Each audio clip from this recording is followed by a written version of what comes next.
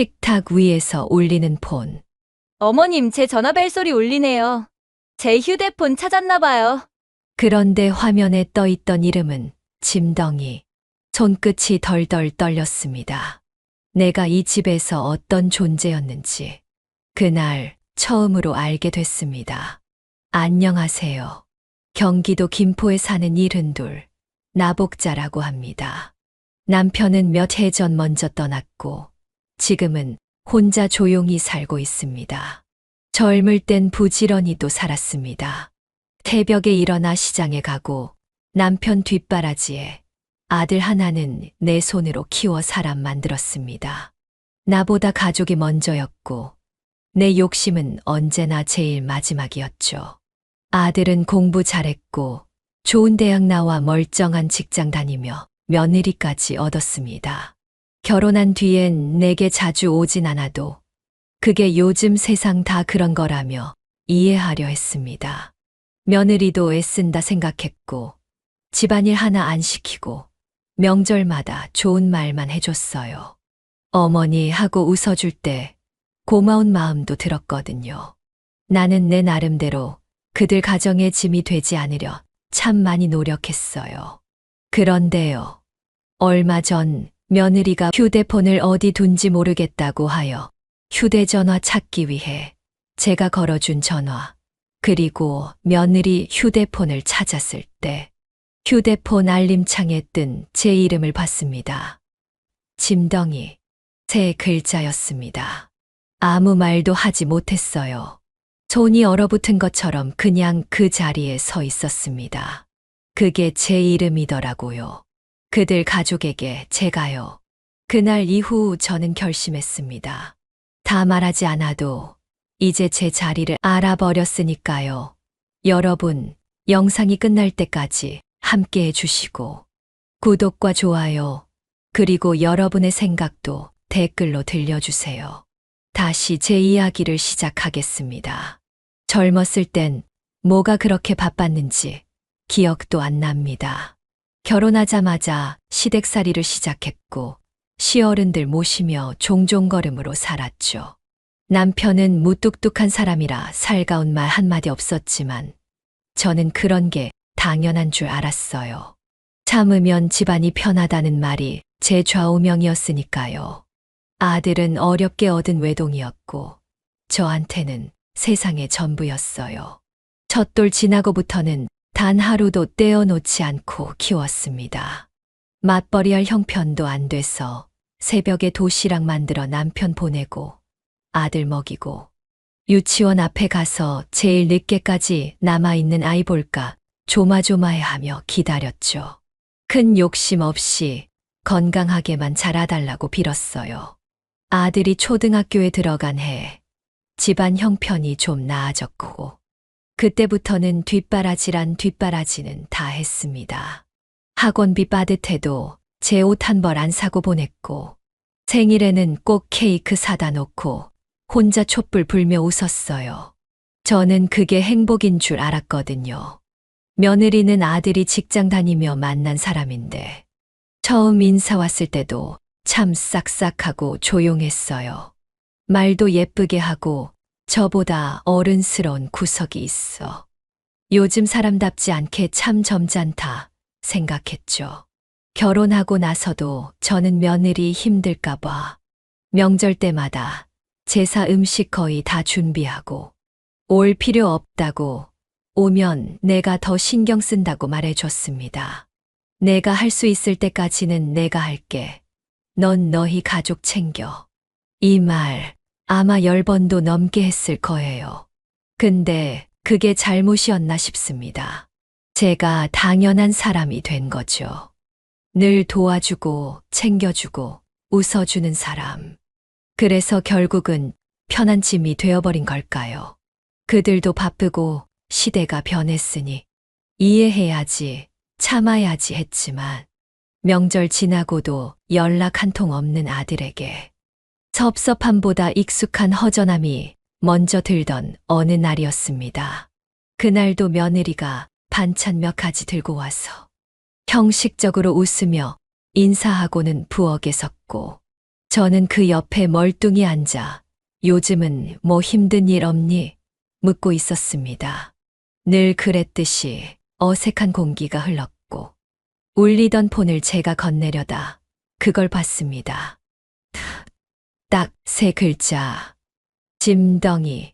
그 세 글자가 내가 살아온 시간을, 내가 참고 참아온 날들을, 내가 희생이라 믿었던 순간들을 단숨에 바보로 만들었습니다. 그날 나는 다시 생각하게 됐어요. 나는 누구였을까? 나는 정말 이 가족에게 짐덩이였을까? 그날 이후 저는 아무 말도 하지 않았습니다. 울지도 않았고 따지지도 않았습니다. 그저 평소처럼 식탁에 반찬을 꺼냈고 며느리는 휴대폰을 받아들고도 아무 이상 없는 얼굴이었어요. 제가 봤다는 걸 눈치 못 챈 모양이죠. 근데 이상하게 그날 이후로 모든 말과 행동이 전부 다르게 보이기 시작했습니다.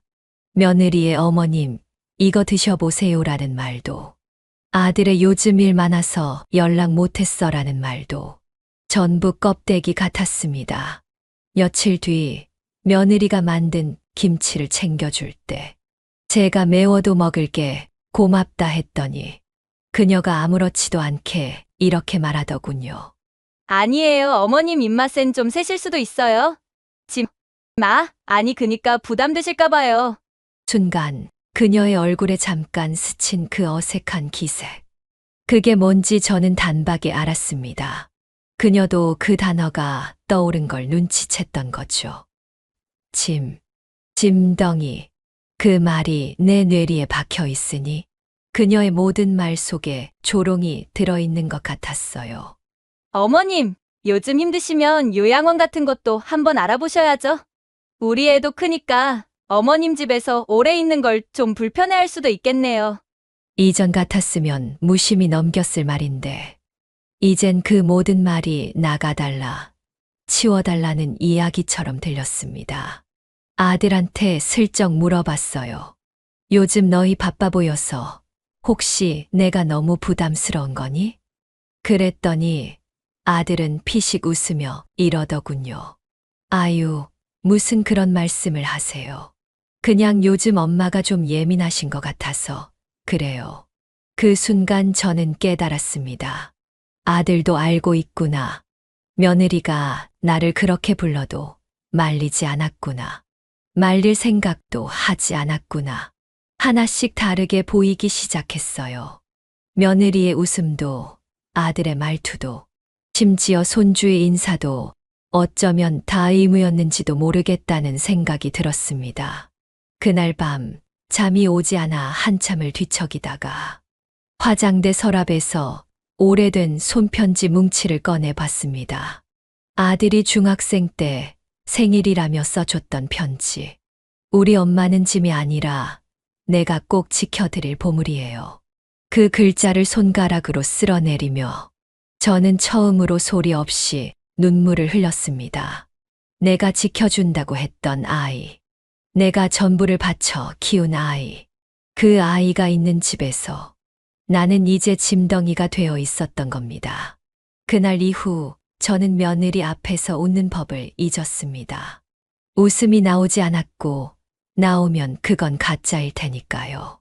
그녀도 어렴풋이 눈치챈 듯 했지만 달라진 건 없었습니다. 오히려 그녀의 말투와 태도는 점점 더 선을 넘기 시작했습니다.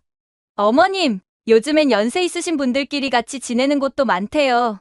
돌봄 서비스도 잘 되어 있고, 아니 그냥 정보 차원에서요. 말은 조심스럽게 했지만 뉘앙스는 분명했습니다. 당신이 우리 집에 있으면 불편하다는 뜻이었죠. 주말이면 아들이 손주를 데리고 온다고 했지만 막상 오면 손주는 거실에서 게임기만 붙잡고 있었고 며느리는 부엌에만 있었고 아들은 침대에 누워 스마트폰만 들여다봤습니다. 어머니, 요즘 아이들 다 그래요. 며느리는 그렇게 웃으며 넘겼지만 그 집에서 제게 말을 거는 사람은 아무도 없었습니다. 며느리는 제 앞에서 자연스럽게 남편의 보험 이야기를 꺼내기도 했습니다. 어머님, 혹시 아직 아버님 보험 정리 안 하셨어요? 상속 이런 것도 정리할 게 많다고 하더라고요. 순간 제 몸이 굳었습니다. 아무리 봐도 그건 혹시 남겨둔 게 있냐는 확인이었습니다. 제가 대답을 머뭇거리자 그녀는 대수롭지 않게 말했습니다. 요즘엔 다 투명하게 해야 하니까요. 가족끼리도. 그 말에서 느껴진 건 예의가 아닌 계산이었습니다. 그날 밤 아들에게 전화를 걸었습니다. 너 혹시 내 아내한테 내가 짐덩이라고 불린다는 거 알고 있었니? 한참 동안 말이 없더군요. 그리고는 대답했습니다. 엄마, 그냥 그거 문자 저장명이었을 거야. 별 의미 없을걸. 별 의미가 없다고요? 제 인생을 그 집에 쏟았고 제 청춘을 아들 하나 키우겠다고 갈아 넣었는데 그 이름이 짐덩이였고 그게 별 의미가 없다니요. 그날 이후로 며느리는 더 이상 숨기지 않았습니다. 말은 공손했지만 눈빛엔 냉소가 있었고 어머님도 이제 혼자만의 시간이 필요하시잖아요? 요즘 젊은 부부들은 시댁하고 일정한 거리 두는 게 서로 좋대요. 그녀가 하는 말은 모두 나가달라는 메시지였고 아들은 그 옆에서 아무 말도 하지 않았습니다. 눈을 마주치지 않고 대답도 흐리게 했습니다. 내가 만든 아이, 내가 지켜준 아이가 이제는 나를 외면하고 있었습니다. 어느 날 내가 가져간 반찬통을 며느리가 말도 없이 쓰레기통 옆에 두었습니다. 그 안엔 한 입도 먹지 않은 찜닭이 그대로 담겨 있었습니다. 플라스틱 뚜껑에 김이 서린 채. 그걸 보면서 저는 혼잣말처럼 중얼거렸습니다. 아, 이젠 내가 해준 것도 짐이구나. 그날 이후 저는 마음을 정리하기로 했습니다. 더 이상 기대하지 말자. 그 집에선 내가 짐덩이일 뿐이라면 나는 조용히 물러나 주면 되는 거라고. 며느리에게도 아들에게도 연락을 줄였고 명절이 되어도 먼저 전화하지 않았습니다. 손주 생일에도 일부러 참석하지 않았죠. 처음엔 며느리도 아무 말 없었고 아들도 요즘 엄마가 많이 조심하네 정도로만 말했습니다. 서운해하거나 걱정하는 기색은 없었습니다. 그렇게 몇 달이 흘렀습니다. 혼자 있는 시간이 늘어가며 저는 생각했습니다. 나도 이젠 내 삶을 살아야겠다. 아들에게, 며느리에게 더는 매달리지 말자. 그래서 처음으로 혼자 여행도 다녀오고 지역복지관 프로그램도 등록했습니다. 그런데 이상하게도 그렇게 거리를 두기 시작하자 며느리 쪽에서 먼저 연락이 왔습니다. 어머님 요즘 왜 연락 없으셨어요? 저희가 너무 소홀했죠? 목소리는 살가웠고 말투도 다정했습니다. 며느리가 직접 반찬을 싸서 들고 오기도 했고 오랜만에 함께한 식사 자리에서 아들은 엄마도 속상하셨을 것 같아. 우리도 반성했어. 라고 말했습니다. 잠깐이었지만 저는 그 말에 마음이 조금 풀렸습니다. 그래, 나도 너무 예민했을지 몰라. 이 아이들도 나름대로 고생하고 있었겠지. 며느리는 집안 정리를 도우며 말했습니다. 어머님, 이 집도 오래되긴 했어요. 근데 구조가 참 좋아서 요즘 이 동네에선 꽤 값 나간다던데요. 순간 묘한 기분이 들었습니다. 그녀는 웃으며 말했지만 그 말이 꼭 이 집을 정리할 생각 없으세요? 처럼 들렸거든요. 그 후로도 며느리는 종종 집 이야기를 꺼냈습니다. 요즘 시세 많이 올랐더라고요. 여기보다 관리 편한 곳 알아보셔도 좋을 것 같아요. 아들은 곁에서 별말 없이 고개만 끄덕였습니다. 그때 저는 다시 느꼈습니다. 이 평화가 진짜 평화는 아니라는 걸요. 그리고 결정적인 날이 왔습니다. 며느리가 휴대폰을 거실 탁자에 놓고 부엌에서 통화를 하던 중 그녀의 휴대폰으로 누군가 보낸 메시지 하나가 도착했습니다. 짐덩이 집 얘기는 꺼냈어? 화면 위로 선명하게 뜬 그 문장. 그 순간 세상이 멈춘 것 같았습니다. 며느리가 다가오며 얼른 휴대폰을 집어들었지만 이미 저는 봐버렸습니다. 그녀의 속내가, 그녀의 계획이, 그녀의 진짜 얼굴이 전부 보였습니다. 며느리는 말했습니다. 어머님, 그거 제 친구예요. 그냥 농담이에요. 그녀는 웃으려 했지만 그 웃음은 떨리고 있었고 제 눈은 흔들리지 않았습니다. 저는 그 자리에서 조용히 말했습니다. 그래, 이제 다 알겠구나. 나는 너희한테 짐덩이고 이 집은 부동산이었구나. 그날 밤 저는 집 문을 잠그고 서랍 깊숙한 곳에 넣어뒀던 등기권리증과 통장을 꺼냈습니다. 그리고 한 줄로 적힌 메모를 남겼습니다. 이 집은 이제 내 마음처럼 정리합니다. 다음엔 연락 말아라. 그날 이후 저는 다시 한번 말문을 닫았습니다. 이제는 실망도 서운함도 아니었습니다. 그저 비참했습니다. 짐덩이로 저장된 것도 모자라. 이젠 내 집까지 노리는 사람이었다니. 며느리가 보여줬던 미소, 그 모든 친절이 다 계산이었다는 걸 깨닫고 나니 몸이 아니라 마음이 아팠습니다. 며칠 후 아들이 전화를 해왔습니다. 엄마, 집 정리 얘기 며느리가 괜히 꺼낸 것 같다고 미안하대. 말은 그렇게 했지만 말투에는 성의가 없었고 무엇보다 그는 끝까지 짐덩이 문자 이야기는 꺼내지 않았습니다. 정말 몰랐을까요? 아니면 알면서도 외면한 걸까요? 며느리는 다시 집에 찾아왔습니다. 이번엔 혼자였고 식탁 위에 과일 바구니를 내려놓으며 말했습니다. 어머님 솔직히 말씀드릴게요. 저희 아이도 크고 이제는 따로 살림 구상도 해야 하고 어머님도 혼자 계시는 게 마음 편하실 것 같아서요. 이 집 정리하실 생각 없으신가요? 그녀는 최대한 조심스러운 말투를 유지했지만 그 안엔 단 한 줄의 애정도 없었습니다. 저는 물었습니다. 이 집 내가 갖고 싶니? 그녀는 흠칫 놀라더니 말했습니다. 아니요, 어머님. 그냥 어머님도 관리 힘드실 것 같아서요. 요즘은 실버타운도 괜찮은 데가 많대요. 가격도 비싸고요. 그 말이 제게 얼마나 큰 모욕이었는지 그녀는 몰랐을 겁니다. 내가 살아온 집, 내가 남편과 아들을 지켜낸 자리, 그걸 너는 지금 팔아서 실버타운 가시라고. 저는 조용히 그러나 단호하게 대답했습니다. 나는 너한테 이 집 안 줘. 네 남편, 내 아들 그 아이한텐 내 마음 주느라 집도 줬다 생각했어. 그런데 이젠 아니야. 그날 밤 저는 부동산 사무실을 찾아갔습니다. 그리고 말했습니다.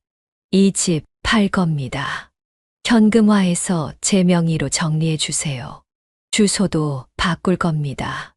저 연락처도 없앨 거예요. 담당자가 깜짝 놀라 물었습니다. 자녀분께는 말씀 안 드리셨어요?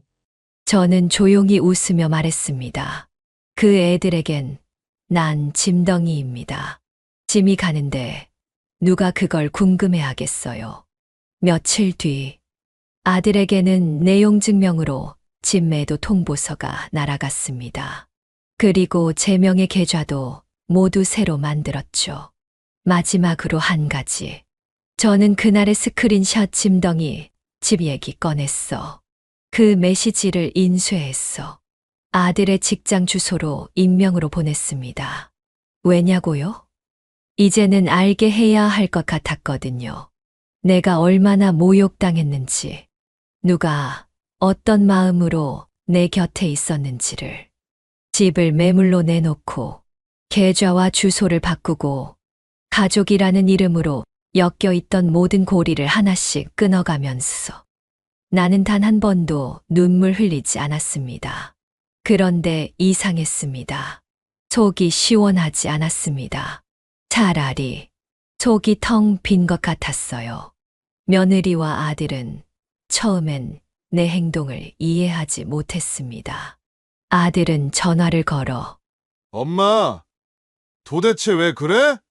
뭐가 그렇게 마음에 안 들어? 목소리에 짜증이 서려 있었습니다. 저는 대답했습니다. 내 안에 보내. 내가 어떻게 저장돼 있는지 알고 있어. 아들은 대답하지 않았습니다. 침묵.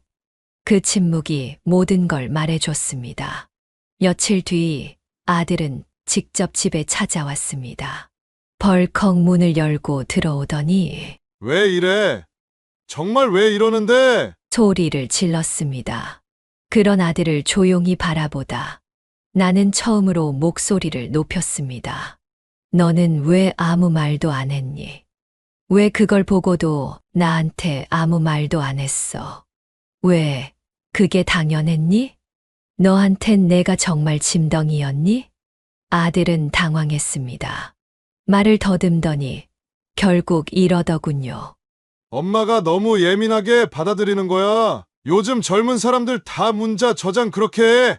그냥 편하게 하려고 그런 거야. 그 말에 내 안에 무언가가 툭 하고 끊어졌습니다. 나는 천천히 일어나 손에 쥐고 있던 한 장의 종이를 꺼내 아들에게 내밀었습니다. 이거 네 마누라한테 온 문자야. 짐덩이 집 얘기 꺼냈어. 그게 그냥 편하려고 한 저장이냐? 아들은 그 종이를 한참 바라보다가 눈을 질끈 감았습니다. 이건 오해야. 농담처럼 주고받은 문자야. 오해. 그럼 이 집을 정리하자는 건? 요양원 얘기 꺼낸 건? 내가 한 입도 안 먹은 반찬을 쓰레기통 옆에 뒀던 건? 나는 숨을 들이쉬고 아주 단단한 목소리로 말했습니다. 넌 내 아들이 아니야. 나는 그런 식으로 부모를 모욕하는 사람을 자식으로 생각 안 해. 그 순간 아들의 얼굴이 하얗게 질렸습니다. 그는 입을 열려 했지만 나는 더 이상 듣고 싶지 않았습니다. 이 집 곧 계약 끝난다. 나는 다른 동네로 간다. 주소도 연락처도 다 바뀌니까. 앞으로 나한테 무슨 연락도 하지 마. 아들은 한동안 말을 잇지 못했습니다. 그리고 결국 문을 탁 닫고 나가버렸습니다. 그날 밤 나는 불을 다 끄고 소파에 앉아 있었습니다. 아무 소리도 아무 움직임도 없는 집에서 처음으로 해방감을 느꼈습니다. 눈물이 나지 않았습니다. 슬프지 않았습니다. 그저 이제서야 나로 돌아가는 길에 선 것 같았습니다. 아들이 떠나간 후 며느리에게도 별말은 하지 않았습니다. 굳이 말할 필요도 없었습니다. 그들은 자신들의 행동이 왜 잘못인지도 모르는 사람들이었으니까요. 며칠 뒤 부동산 계약이 최종 확정됐고 새로 살 아파트의 계약서도 내 손에 들어왔습니다. 작고 아담하지만 따뜻한 햇살이 잘 드는 집이었고 무엇보다 그 누구도 내 이름을 짐덩이라고 부르지 않을 집이었습니다. 마지막 날 며느리는 아무 연락도 없이 집에 찾아왔습니다. 현관 앞에 서서 웃으며 말했습니다. 어머님, 이사하신다면서요? 저희가 도와드릴까 했는데 너무 급하게 정리하신 것 같아요. 나는 말없이 그녀를 바라봤습니다. 그녀는 앞치마도 없이 들어와 거실을 둘러보며 말했습니다. 아드님은 많이 속상해 하셨어요. 근데 저도 솔직히 말하면요. 그날 어머님이 보신 문자 그냥 농담이에요. 친구들끼리 하는 말 있잖아요. 실제로 그렇게 생각한 건 아니에요. 나는 천천히 작업 중이던 종이 한 장을 테이블에 올려놓았습니다. 그건 내 앞으로 새로 만든 공증 문서였습니다. 이 집 매도 금액 전액을 내 명의로 정리했고 어떤 상속 처리도 하지 않겠다는 의사 확인서였죠. 며느리는 그 문서를 슬쩍 보더니 잠시 굳은 표정을 지었습니다. 어머님 그건 너무하신 거 아니에요? 저희 애도 있고 앞으로 생각할 것도 많은데 짐덩이한테 뭘 기대했니? 나는 단호하게 말했습니다. 며느리는 눈을 크게 떴고 그제야 모든 상황을 실감한 얼굴이 되었습니다. 난 더는 누구의 짐이 아니야. 그렇게 저장해 놓고, 그렇게 나를 대해 놓고, 이제 와서 뭘 바라는 건데? 그녀는 당황한 듯 말을 더듬었습니다. 아니요. 어머님 저 그런 뜻 아니었어요. 진심으로. 나는 말을 끊었습니다. 내가 내 진심을 짓밟았다는 건 안 중요하니? 내 아이한테 뭘 보여줄 거니?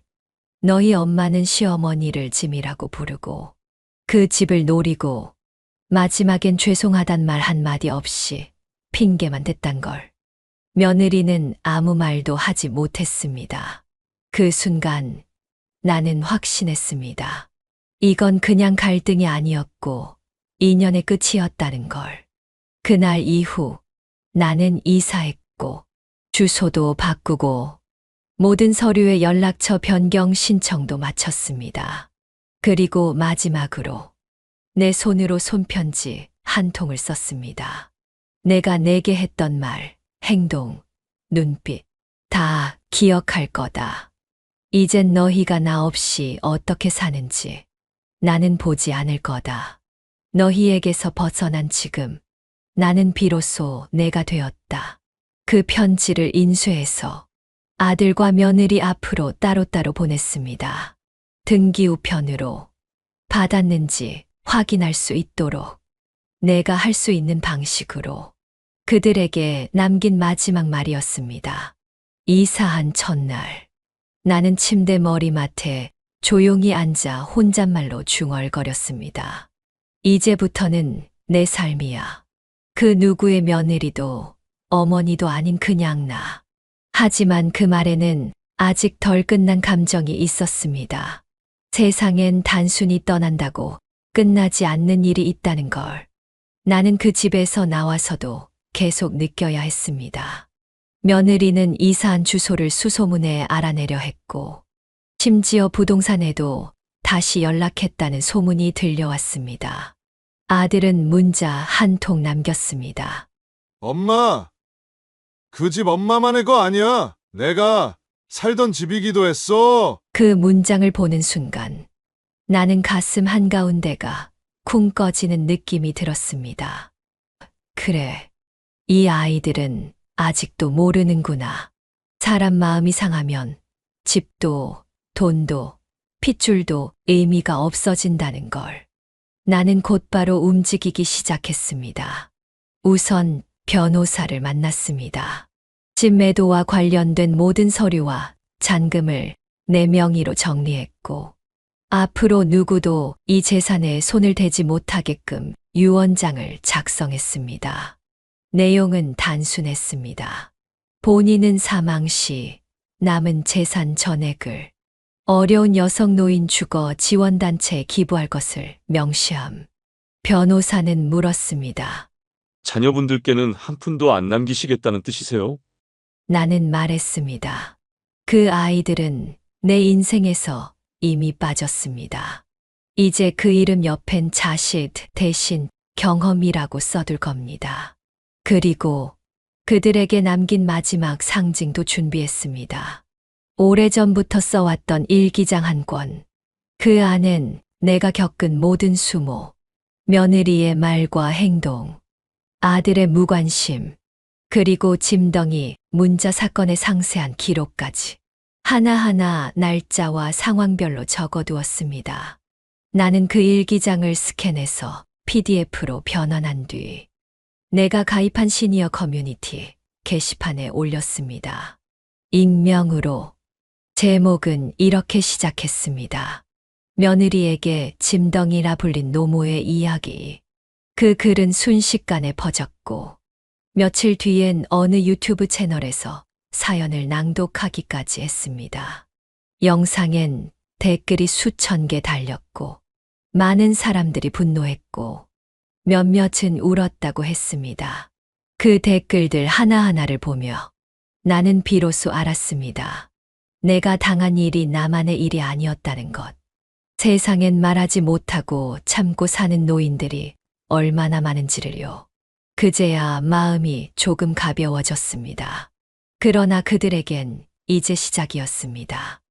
며느리는 그 영상을 보고 지인들에게 난처한 전화를 받았을 테고 아들은 회사 동료들에게까지 이 이야기를 들었을 겁니다. 그리고 마지막으로 나는 가장 강력한 대응을 시작했습니다.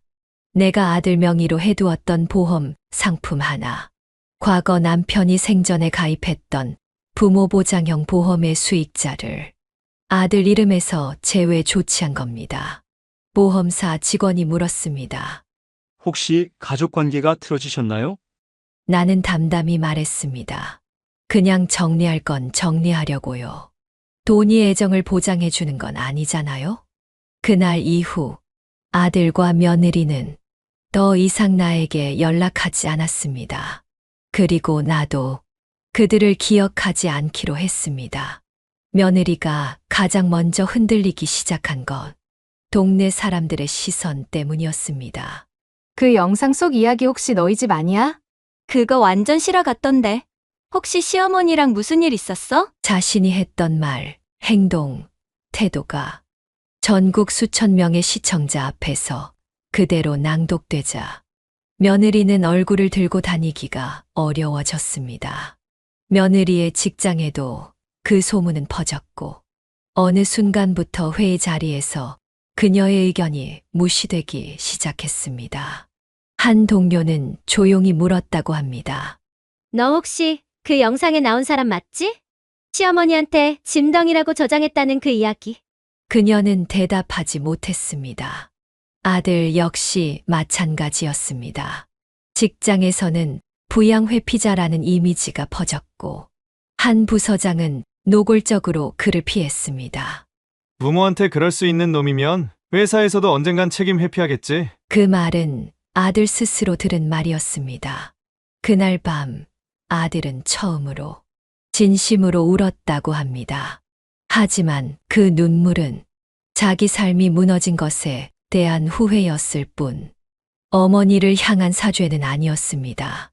그리고 어느 날 변호사를 통해 정식 통보가 갔습니다. 귀하는 본인의 어머니로부터 상속 유산의 어떤 부분도 지정받지 않으며 재산 분할 협의권도 포기되었음을 확인합니다.